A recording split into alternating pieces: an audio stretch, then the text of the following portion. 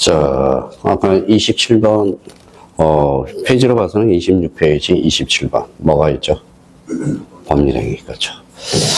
자, 법률행위와 관련돼서는 거기 한번 우리가 보죠. 일정한 법률 효과의 발생을 목적으로 하나. 하나 동그라미 쳐놔봐요. 하나 그러면 거기에다 단독행위라고 써요. 자, 수계의 의사표시 줄 쳐놔봐요. 그럼 수계의 의사표시는 뭐예요? 계약과 합동행위라고 써요. 그래서 이제 기본서에 가서 법률행위 수에 따라서, 즉 의사표시의 수에 따라서 단독행위가 있고, 그 다음에 계약이 있고 합동행위가 있다라는 거야. 그러면 하나 그러면 무슨 행위다? 단독행위죠. 단독행위와 관련돼서 거기에다 하나 써놔요.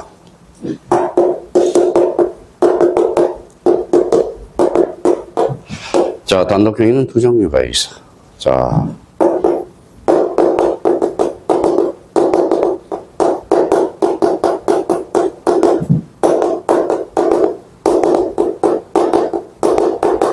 없는 단독행위. 이렇게 잡아요. 자, 상대방 있는 없는. 그러면 단독행위가 나올 때는 상대방이 있는 없는 단독행위 두 종류가 있어요. 자, 취소. 자, 취소. 여기를 가봐요. 자, 취소. 상대방이 있어야 돼, 없어야 돼? 있어야죠. 그럼 뭐 봐봐요. 취소 그러면 상대방이 없다 이러면 안 돼요. 취소는 상대방 있는 단독행위가 돼. 자, 상대방 없는 단독행위는 바로 대표적으로 유언, 유증. 대표적인 예를 이렇게 나와요. 유언, 유증. 자, 유언과 유증. 유언은 어떻게 상대방이 있어, 없어? 없어. 그러면 상대방 없는 단독행위. 그래서 없는 있는을 꼭 한번 잡아둘 필요가 있어요. 그러면 상대방 있는 단독행위는 따로 해올 필요 있어, 없어? 없죠. 추인하려면 상대방이 있어, 없어? 있죠. 그러면 단독행위와 관련돼서는 두 종류가 있다라는 걸 꼭 잡고. 자, 그러면 이제 봐봐요.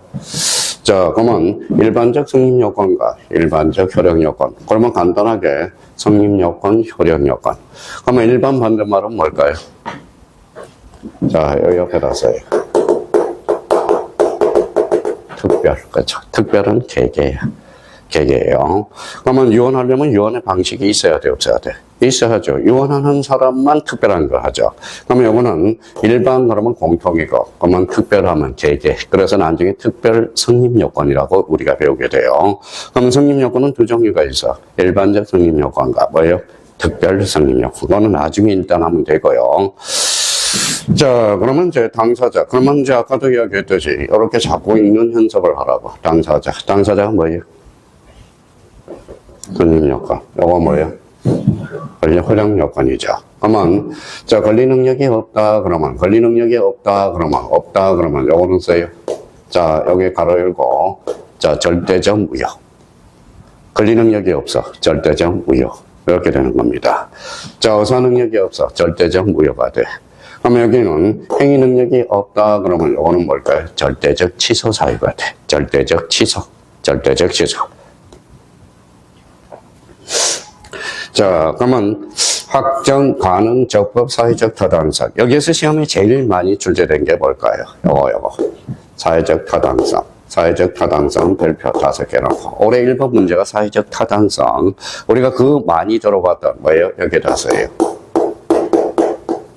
민법 103조. 반사의 질서. 이게 바로 사회적 타당성하고 연결이 돼요. 자, 그래서 이걸 우리가 잡아야 되고요. 그러면 결론적으로 당사자 목적 의사표시 성립 요건. 자, 속정성결로 당어의. 그러면 목적은 뭐예요? 확정, 가능, 적법, 사회적 타당성. 읽어봐요. 박가적사. 요거 딱 암기를 해 두셔야 돼요. 자, 그러면 28번에 가니까 무슨 표시가 있죠? 의사표시. 자, 일정한 법률효과의 발생을 목적으로 하는 거기 내심적 의사를 예부로 표시하는 행위 줄잖아요. 예부로 표시하는 행위. 법률행위가 성립하기 위해서 반드시 필수한 요소다. 아까 이야기했죠. 법률행위는 의사표시 플러스 알파라고 했죠. 그러면 의사표시 이의 것을 뭐라고 그래요? 법률 규정. 이렇게 이야기를 했습니다. 그러면 의사표시는 보면 의사표시 그러면 뭐예요? 5자로 건쳐봐요.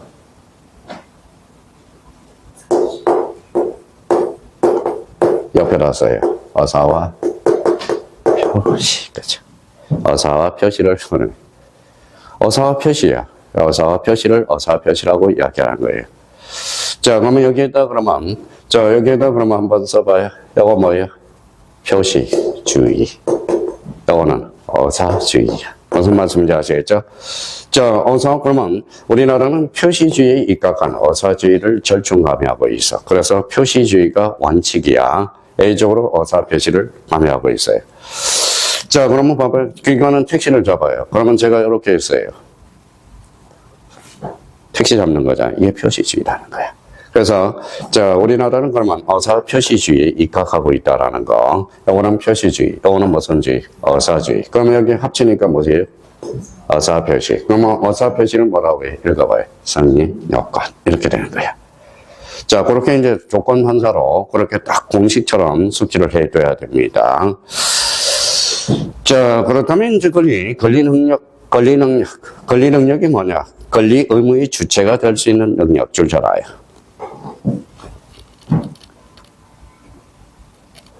자, 권리 능력자로서 자연인과 법인. 자연인, 법인 줄 잘 알아요. 첫 줄에 있죠. 자연인, 법인. 자, 우리는 이제 앞으로 깨야 돼요. 인하면. 우리 법학에서 인하면 자연인, 법인 이렇게 되는 겁니다. 무슨 말씀인지 아시겠죠? 자연인, 법인이야. 그러니까 법인도 생각해야 돼. 그러면 법인이라는 것은 아까 뭐라고 그랬어요? 법이 주는 인격이라고 그랬죠. 그래서 인격. 그래서 여기 봐봐. 이거 무슨 인자예요? 그럼 사람은 혼자 살 수가 없어. 기대고 살아야 돼. 그렇죠? 기대고 살아야 된다라는 거. 그러면 여기 무슨 인자예요? 사람 인변이잖아. 그러면 여기 뭐예요? 어질인자가 되잖아. 그러니까 착하게 살아야 되는 거야. 착하게. 그래서 자, 사람인. 그래서 사람인이 되는 거네. 그러면 사람이 나무 밑에서 쉬고 있어요. 이게 뭘까요? 실휴가 되는 거야. 참 재밌죠. 한자가 재밌어요.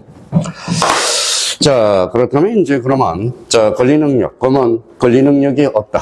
권리 의무의 주체가 되는 게 권리 능력이야. 그러면 권리 능력이 없어. 그러면 죽어야죠. 그러면 사람은 태어남으면서 권리 능력을 가지고 태어나요. 그러면 결론적으로 권리 능력이 없어. 그러면 뭐예요? 그때는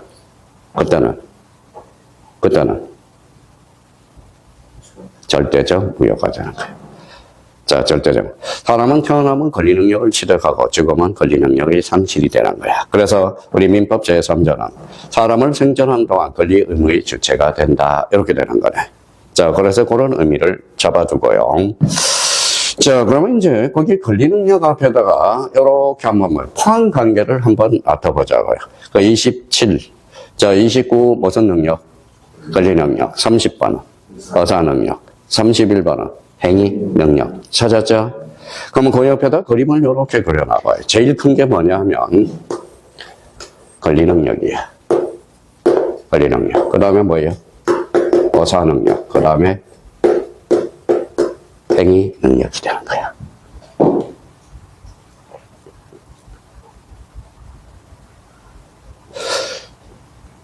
자, 요 관계, 포함 관계를 옆에 이쁘게 그려놔요. 자, 그러면 이렇게 이제 지문을 그러면 생각해봐요. 행위 능력이 있으면 어사 능력이 있다. 자, 이리씨 맞아요, 틀려요? 행위 능력이 있으면 어사 능력이 있다. 맞아요, 틀려요? 맞죠? 어사 능력이 있으면 권리 능력이 있다. 맞죠? 그러면 권리 능력이 있으면 언제나 어사 능력이 있다. OX, X. 여기 붙여라. 그렇죠? 그러면 권리 능력이 없으면 무슨 무효? 절대적 무효. 그러면 절대적 무효는 아까 뭐라고 그랬어요? 선의의 제3자한테 대항할 수 없는 것. 이게. 그러면 어사 능력이 없어. 무슨 무효? 절대적 무효. 행위 능력이 없다. 뭐예요? 절대적 취소. 그렇죠? 그래서, 그러면 거기 어사 능력이란 그러면 이제 개념 잡아보자고. 자기가 행하는 어떠한 행위의 의미나 결과를 판단할 수 있는 정상적인 능력. 말할 능력이 한마디로. 자, 그러면 말할 능력이 바로 어사 능력이라는 거야. 밑줄 딱 끊어놓고. 그러면 여기 봐봐요. 그러면 요 행위 능력 앞에 뭐가 생략됐을까요? 법률행위가 있다라는. 그래서 법률행위를 독자적으로 할 수 있는 능력이 무슨 능력이다? 행위 능력이야. 그럼 행위 능력이란 거기에다 줄쳐놔요. 단독으로 유한 법률행위를 할 수 있는 능력. 이걸 뭐라고 그래? 행위 능력이라고 그래. 그러면 행위 능력이 없는 사람은 뭐예요? 행위 무능력자라고 그래요. 근데 명칭이 바뀌어서 뭘로? 제한 능력자로 바뀌어. 그럼 제한 능력자 그 옆에다 써요. 참, 이렇게 이제 그런 거.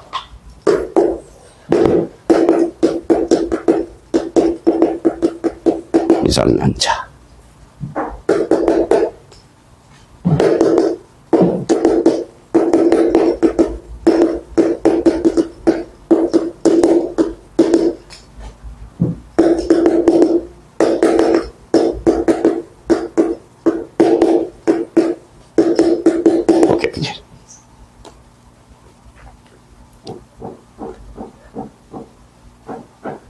자, 이 사람을 행위 무능력자라고 그래. 그래서 얘네들을 뭐예요? 제한 능력자라고 그래. 제한 능력자. 미성년자는 몇 세예요? 만 19세 이하를 미성년자라고 그래. 요거 뭐라고 써놨죠? 한정후견. 과거에는 뭐예요? 과거에는 여기다 써요. 안전치산자였어. 요거는. 극단적으로 한다면 이거는 피한정후견인은 뭐예요? 바로 옛날에는 한정치산자, 재산을 다스리는 걸 한정하는 사람을 한정치산자라고 그래. 지금은 한정치산자라고 안 써요. 요거 명칭이 뭐예요? 피한정후견인. 정석 씨가 결혼을 했어요. 결혼을 해서 뭐예요? 와이프가 뭐예요? 낭비 백기세매. 그럼 법원에 꼬셔. 법원에 가서 피한정후견인을 받아. 그러면 뭐예요? 정석 씨의 동의를 얻어야 돼. 무슨 말씀인지 아시겠죠? 여기 낭비백이 심한 사람들. 완전 연구는 뭐예요? 바보죠. 그게 바로 뭐예요? 피성년 후견. 이게 바로 바보라는 뜻이야, 바보. 바보한테 뭐라는 거예요? 연구 없다 그러는 것은 바보라는 거예요. 그러니까 뭐예요? 피한정 후견인. 영어는 뭐예요? 피성년 후견인이 되는 거야. 과거에는 건치산자, 한정치산자예요. 그래서 아까 여기 얘네들은 제한능력자는 무슨 치소사예요? 내가 봐요. 절대적 치소사유가 되는 거예요. 치소사유. 제한능력자는 뭐예요? 치소사유가 되는 겁니다. 치소사유 중에서도 무슨 치소? 절대적 치소. 그렇게. 자, 그러면 이제 한번 가볼까요? 자, 미성년자. 정신적 제약으로 사무 처리 능력을 지속적으로 결렬된 자. 피한정 후견인은 정신적 제약으로서 사무 처리 능력이 부족한 자. 부족이죠. 자, 그러면 하나가 빠졌죠. 아니죠. 거기 미성년자는 19세 미만. 피성년 후견인은 정신적 제약으로 사무 처리 지속적으로 결여된 자. 그럼 피한정 후견인은 뭐예요? 사무 처리가 부족한 자. 그래서 부족이야. 그러니까 한마디로 그러면 이 사람을 뭐라고 그래요? 제한 능력자라고 그러는 거야. 제한 능력자는 몇 종류? 세 종류가 있다. 미성년자, 피한정 후견인, 피성년 후견인. 피한정 후견인은 뭐예요? 완전 약간 낭비백이 심한 부족권자, 약간 덜 떨어진 사람. 완전 맛이 가는 사람은 뭐예요? 피성년 후견인이라는 거예요. 바로 바보라는 거예요. 자, 그래서 이제 19세 미만 피성년 후견인, 피한정 후견인 잡아야 되고요. 자, 그러면 이제 여기 봐봐요. 자, 그 밑에 뭐라고 써놨죠? 물건. 자, 물건은 98조에 뭐예요? 물건이란 거기에다 줄잖아요. 유체물 및 전기 동그라미, 기타 관리할 수 있는 자연력을 말한다. 그러면 여기에서 포인트는, 자, 관리가 포인트야. 그래서 우리 뭐예요? 물건은 거기에다 꼬리표를 붙여요. 물건의 법적 성질은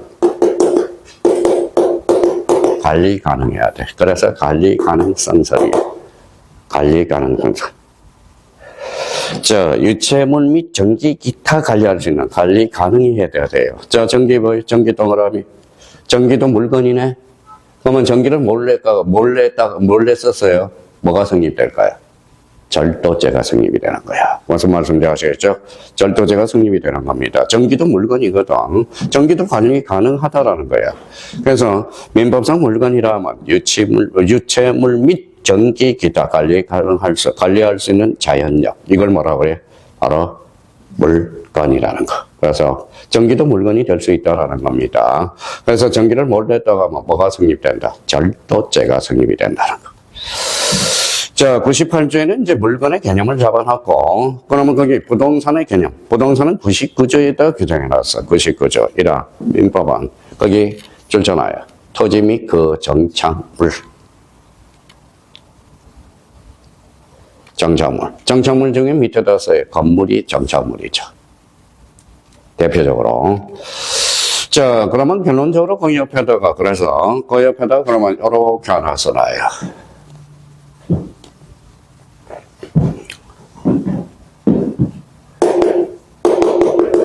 동산을 써놔요.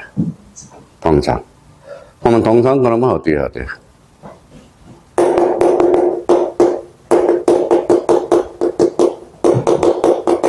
부동산 이익급. 그렇죠. 그러면 토지 정착물 이익급. 그게 동산이겠죠. 동산. 그래서 부동산 그러면 토지 및 그 정착물. 동산은 바로 뭐예요? 부동산 이익급. 그렇죠. 그러면 정착물 중에 뭐예요? 정착물 중에 대표적인 게 뭐가 있다? 건물. 그럼 우리나라는 토지와 건물을 이혼화되고 있다는 거. 그래서 우리 유리 씨는 토요일 날 수업 들었으니까 어때요? 그러면 등기부는 몇 종류? 2종류. 토지 등기부와 건물 등기부. 매도화되어 있다? 이혼화되어 있다라는 거예요. 그래서 이혼화되어 있다는 거. 근데 우리 지적은 또 대장과 등기부가 또 이혼화되어 있다라는 거야. 그래서 지적은 토지만 생각하면 돼요. 토지. 그러면 이제 거기 34번을 보죠. 정착물이야. 토지에 고정적으로 부착되어 용이하게 이동할 수 없는 물건인 줄 잘 알아요. 요거는 학교론에서도 배웠을 겁니다. 그러한 상태로 사용되는 것이 물건의 거래상의 성질로 인정되는 걸 말한다. 그래서 대표적으로 뭐가 있어요? 건물, 수목, 교량, 돌담, 도로 등의 포장 등. 이게 바로 토지의 정착물이라고 이야기를 하고 있어요. 자, 그러면 이제 토지. 그러면 여기와 관련돼서 그러면 토지와 관련돼서 그러면 여기에 대해서 자, 그러면 그 옆에다 하나 써봐요.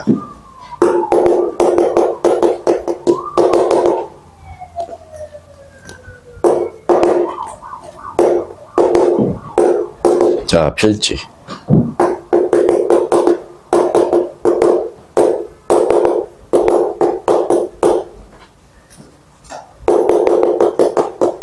자, 세 가지를 한번 써봐요. 자, 유리 씨 잘 공부하고 계시는지 봅시다. 자, 필지라는 것은 뭐예요?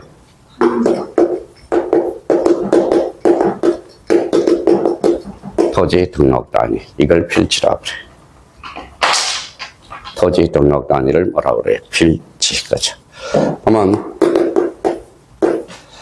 정석씨 요거 몇 필지예요? 한 필지. 요거는 이렇게 하면 두 필지. 그죠? 그러면 이렇게 한 필지를 두 필지로 나눈다. 분할. 그죠? 그러면 이렇게 두 필지를 한 필지로 합하는 걸 뭐예요? 합병. 이렇게 합병. 확실히 이제 이거지죠. 그래서 그러면 필지라는 것은 토지 등록 단위. 이걸 뭐라고 그래요? 필지. 그죠?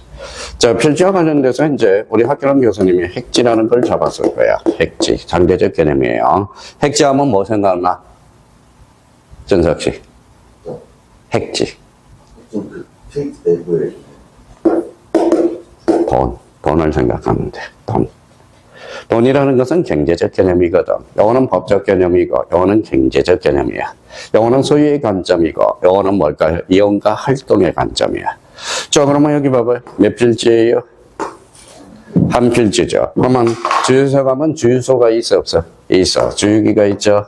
그러면 경제활동은 몇 활동을 하고 있어? 두 활동을 하고 있어. 법적으로 몇 필지? 한 필지. 경제활동은 두 획지가 되는 거야.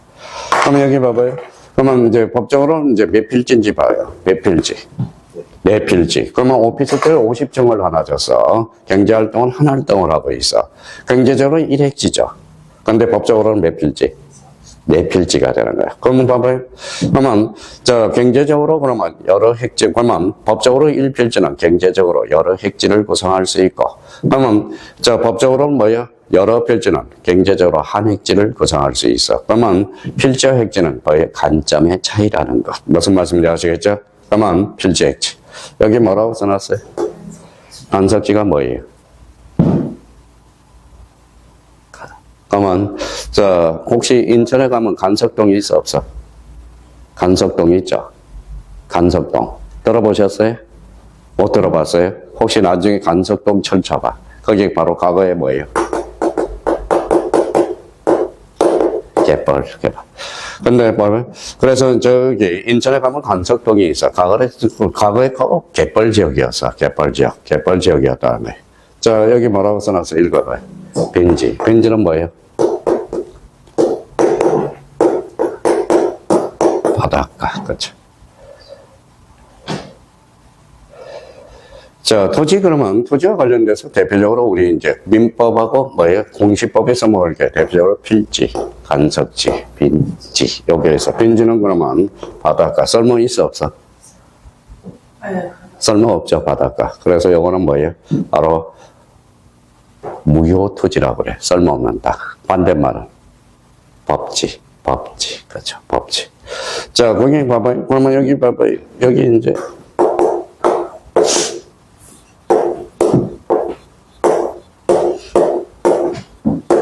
자, 이렇게 되어 있네요. 자, 요 부분이 뭐예요? 요 부분이 저 양재역에 가면 요렇게 뭐예요? 요렇게 있죠. 누구? 농구선수 서장훈이 있죠. 서장훈이. 그러면 뭐예요? 그러면 요 서장훈이 사거리에서 요렇게 좀 인접해 있어. 몇 면에 접해 있죠? 도로에. 두면. 그래서 이면각지라고 그러는 거예요. 이면각지. 그러면 여기는 광고발이 뛰어나야 안 뛰어나요? 그렇죠. 여기 학교는 노벨리티라고 그래. 노벨리티 광고라고 그래. 그래서 여기가 비싸다라는 겁니다. 그래서 역세권이고, 그래서 여기 돈 많이 벌었어요, 서장훈 씨. 아마 여기 한 500억이 넘을 겁니다. 500억. 그리고 또 뭐예요? 그러면 저기 지붕에다 뭘 설치할 수 있어? 자, 간판 설치할 수 있죠. 광고 다. 그게 우리가 배우는 지상권이야. 지상권. 무슨 말씀인지 아시겠죠? 그래서 되게 많이 벌고 있다라는 거. 그러면 결론적으로 필지, 간섭지, 법지. 요거는 뭐예요? 빈지. 요거는 각지. 각지. 삼면에 접해 있다. 삼면 각지가 돼.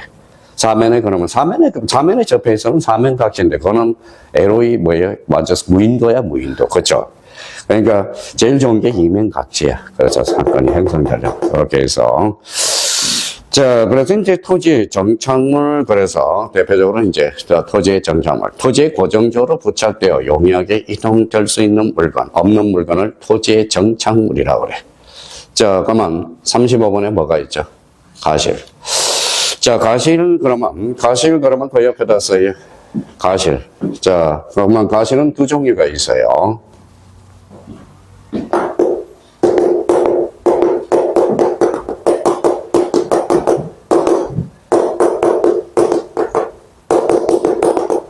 뭐라고 써놨어요? 천연가실과 법정가실. 여기에서. 그러면 여기 천연가실이죠. 그러면 천연가실. 그러면 사과나무에 뭐가 있어요? 사과. 그게 천연가실이야. 자, 젖소에는 뭐가 나오죠? 젖소에는 우유가 나오죠. 그게 천연가실이야. 자, 돈을 꼬면 뭐가 나와요? 돈, 이자가 나오죠. 이자는 법정가실이야. 무슨 말씀인지 아시겠죠? 우리 앞으로 이제 이자 그러면 법정가실이고, 자, 그러면 사과나무에 사과가 나오죠. 법정가실이라고 그래. 가실. 그러면 가실에는 몇 종류가 있다? 천연가실과 법정가실. 자, 물건으로부터 그게 덫을 쳐놔요. 생기는 수익을 가실이란다. 가실은 천연가실 밑줄 그어놔요. 법정가실 두 개로 나눠져요. 자, 물건의 용법에 의해서 취득하는 산출물, 거기에 덫을 쳐놔요. 물건의 용법에 의해서 취득하는 산출물을 천연가실이라고 그러고, 물건의 그 길 가봐요. 물건의 무슨 대가? 사용 대가로 받은 검정 기타의 물건을 무슨 가실이다? 법정가실. 그래서 앞으로 차임 동그라미, 지료 동그라미, 이자 동그라미. 이걸 무슨 가실이다? 법정가실이래. 그러면 가실은 두 종류가 있어요. 근데 사실, 자, 이런 개념을 잡아둬야 돼. 근데 우리가 사실 민법 103조부터 시험범위인데, 그 위에는 뭐예요? 직접적으로는 시험범위가 아니야. 그래서 그렇지만 간접적으로는 알아야 돼요. 그럼 가실에는 두 종류가 있다. 천연가실과 뭐가 있다? 법정가실이 있다. 그러면 천연가실은 그러면 물건의 용법에 의해서 취득하는 산출물 이렇게 나와야 되고요. 물건의 사용 대가를 받은 검정기타. 그러면 예를 하나 들어놓으면 돼. 뭐 차임이라든지 지료, 이자는 무슨 가실이다?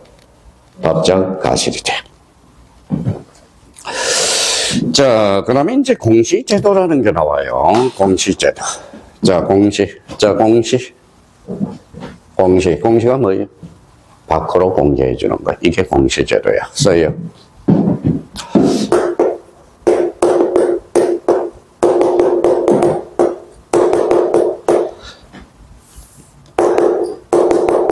자, 부동산, 동산이죠.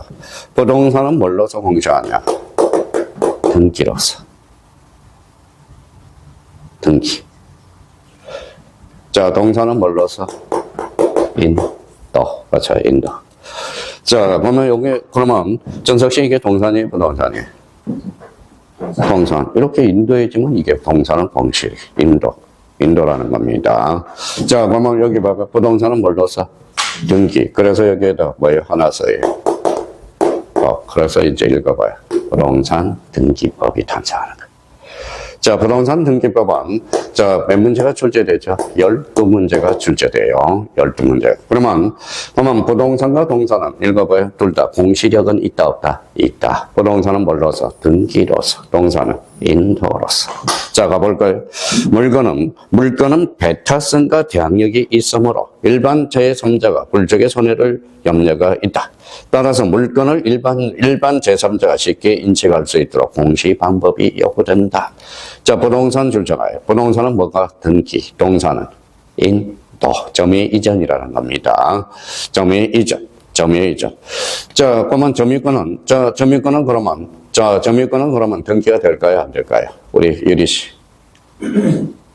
10년? 자, 점유권은 등기 능력이 없어. 무슨 말씀인지 아시겠죠? 그러면 점유권은 배타성이 없어. 그럼 결론적으로 점유권은 등기 능력이 없다라는 거야. 무슨 말씀인지 아시겠죠?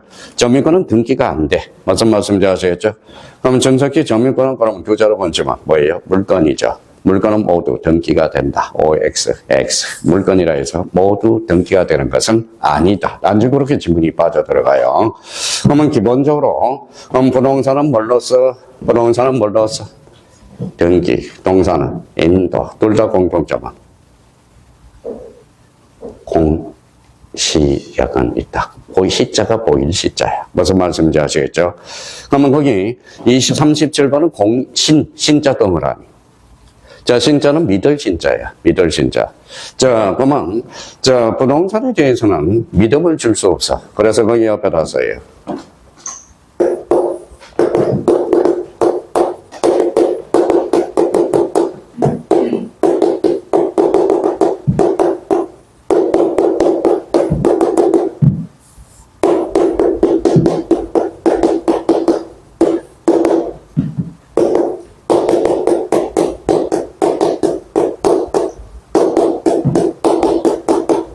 있다라는 거예요. 자, 그러면 여기 봐봐요. 부동산은 믿음을 주지 않아. 그러면 동산은 뭐예요? 공신력이 있어, 없어? 있어요. 그러면 가서 뭐예요? 볼펜을 하나 주셨어. 그럼 누구 거예요? 본인 거야. 무슨 말씀인지 아시겠죠? 그게 나중에 이제 써요.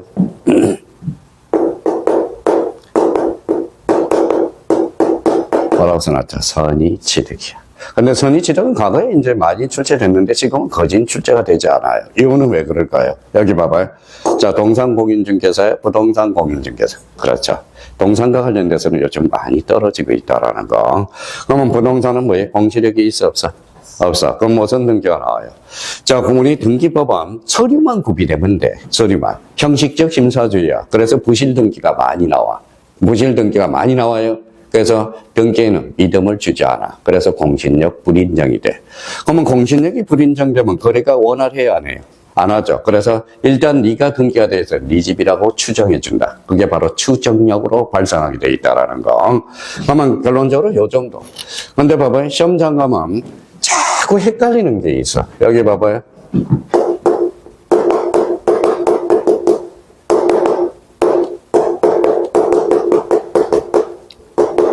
뭐라고 써놨죠? 공시. 요거는 공신. 완전 달라요. 자, 부동산과 동산은 공시력은 있어, 없어? 있어. 부동산은 등기, 동산은 인도. 둘 다 공시력은 있죠. 근데 공신력과 관련돼서는 부동산은 없어. 근데 동산은 있어. 그게 무슨 취득? 선의 취득을 하죠. 자, 그러면 이제 한번 볼까요? 한번 읽어볼까요? 공신의 원칙이란 물건의 공시 방법이 갖춰지면 그 표상이 진실한 실체적 권리관계에 불일치하더라도 공시 방법을 믿고 거래한 자의 신뢰를 거기에다 주잖아요. 신뢰를 보호하기 위해서 권리를 취득하는 원칙. 이걸 뭐라 그래요? 공신의 원칙이야. 그럼 우리나라는 부동산 물건의 공시 방법인 등기에는 공신력이 인정하지 않고 동산에 대해서는 뭐예요? 공신력이 인정된다. 이건 일명 무슨 취득이다? 선의 취득이 되는 거예요. 근데 동산에 대해서는 이제 거진 출제가 안 되니까 그래도 요 정도는 알고 가자고. 그러면 결론적으로 그러면 공시하고 공신력은 같아 달라요? 다르다. 그 정도만 알면 돼요. 자, 비용 상한 청구권이야. 청구권 동그라미. 요거는 상대방의 동의가 있어야 돼, 없어야 돼? 있어야죠. 자, 동의가 있어야 돼. 그러면 비용 상한 청구권은 형성권 청구권. 청구권이야. 근데 비용 상한 청구권은 쓸 필요 없이 뒤에 가봐요. 자, 필요비하고 유익비가 있어. 필요비, 유익비. 자, 찾았어요? 자, 필요비는 그 옆에다 써요. 간단하게 하면 보존비용.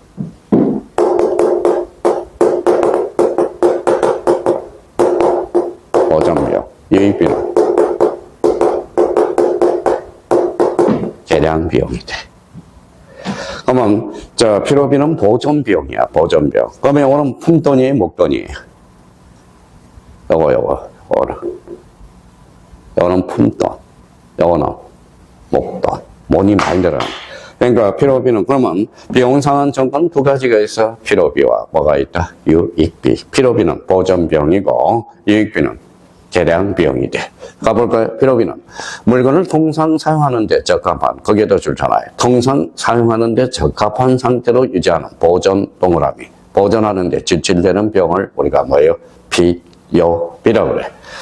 자, 유익비란 물건의 계량이나 계량 동그라미, 물건의 가치를 증가 동그라미, 지출된 비용을 뭐예요? 유익비가 됐다는 거. 그래서 그럼 비용 상한 청구는 두 가지가 있어. 뭐가 있다? 필요비와 유익비가 있어. 자, 임차권은 그럼 봐봐요. 자, 임차인이 전기가 나갔어. 그러면 주인한테 연락할 수 있어요, 없어요? 있어. 필요비 청구할 수 있고. 그러면 임대차는 필요비도 청구할 수 있고 유익비도 청구할 수 있다라는 거야. 근데 전세권은 물건이야, 청구권? 물건이야, 채권이야? 전세권. 물건이죠. 그러면 전세권은 필요비 상한 청구권은 없어. 뭐만 있다? 유익비 상한 청구권. 나중에 그렇게 이렇게 전개돼요. 그러니까 그러면 비용 상한 청구권은 몇 종류가 있다? 두 종류라는 걸 우리가 잡아둘 필요가 있어요. 그러면 유익비는, 그러면 여기 봐봐요. 자, 필요비는 뭐예요? 보존. 유익비는 계량 딱 잡아야 돼. 그러면 요거는 품돈, 요거는 목돈이 돼. 그러면 임대차에서 필요비는 그러면 요거 써요. 뭐라고 써놨어요? 즉시 청구할 수 있어. 임대차에서 옆에다 써요. 즉시. 자, 유익비는 즉시 청구할 수 없어요. 임대차 종료 후에만 할 수 있어. 종료 후에만 할 수 있어. 종료 후에만 할 수 있어요. 그래서 나중에 임대차에서 이야기하는 겁니다. 그래서 임대차는 그러면 자, 임차인이 필요비 상한 청구권도 있고 유익비 상한 청구권도 있어. 필요비는 즉시 청구할 수 있고요. 유익비는 종료 후에만. 조심해야 돼. 사례 문제 풀 때. 그러면 필요비는 그러면 무슨 비용? 또 까먹었다. 보존비용. 유익비는 계량비용. 즉 뭐의 가치를 증가시키는 것. 그래서 자, 두 개 딱 잡아야 되고요. 자, 선의, 악이 주잖아요. 그러면 선의는 그러면 전석희, 선의는 뭐라고 그랬어요? 그 사실을 모르는 자, 악의는 아는 자, 그죠? 그러면 선의 제3자한테 대항할 수 없다. 선의 제3자한테 대항할 수 없다. 그러면 절대적 무효 아니면 절대적 취소 사유라는 거네. 그죠? 그러면 선의 제3자한테 대항할 수 없다라는 것은 자, 대항할 수 있다라는 거죠. 선의 제3자한테 대항할 수 있는 것. 이걸 뭐라고 그래? 바로 절대적 무효, 절대적 취소죠. 그러면 거기 가볼까요? 자, 선의란 어떤 사실을 모르는 것 줄쳐놓고요. 악의는 어떤 사실을 알고 있는 것. 자, 예를 들어 선의 제3자에게 대항할 수 없다. 선의 제3자에게 대항할 수 없다. 이 말은 선의 제3자는 보호받을 수 있다, 없다? 있다라는 소리잖아. 자, 어떤 사실을 모르는 제3자에게 그 사실을 주장할 수 없다라는 의미고, 선의 제3자에 대항할 수 있다라는 뜻은 어떤 사실을 모르는 제3자에게 그 사실을 읽어봐야 주장할 수 있다. 아까 조심해야 돼. 그러니까 이게 헷갈려, 나중에. 진짜로. 막상 봐봐요. 자, 시간을 봐봐요. 우리 몇 분 안에 문제를 풀어야 돼? 50분 안에 40문제를 풀어야 되잖아요. 그래서 이게 자꾸 헷갈려. 그러니까 이게 딱 오늘 가서 자기가 생각을 딱 정리를 해놔야 됩니다. 자, 그러면 이제 무효라는 게 나오네요. 무효 그러면 다시 한번 써봐요. 아까 일단 성립 요건은 갖췄지만 효력이 발생하지 않는 것. 일단 써봐요. 자기가 써봐야 돼. 썼어요? 그러면 거기 봅시다. 법률행위란 법률행위 무효란 법률행위 처음부터 당연히 효력이 없는 것. 이렇게 해놓으면 나중에 써먹을 수가 없어. 그러면 이렇게 아까 뭐라고 그랬어요? 법률행위를 무효란 그러면 성립요건은 갖췄지만 효력이 발생하지 않는 것. 그래서 그러면 성립요건 갖췄어 안 갖췄어? 갖췄죠. 그럼 아까워 안 아까워? 아깝죠. 그러니까 그걸 써먹어 보자. 그래서 거기 옆에다 써요. 그래서 나중에 자 이걸 배우게 돼요.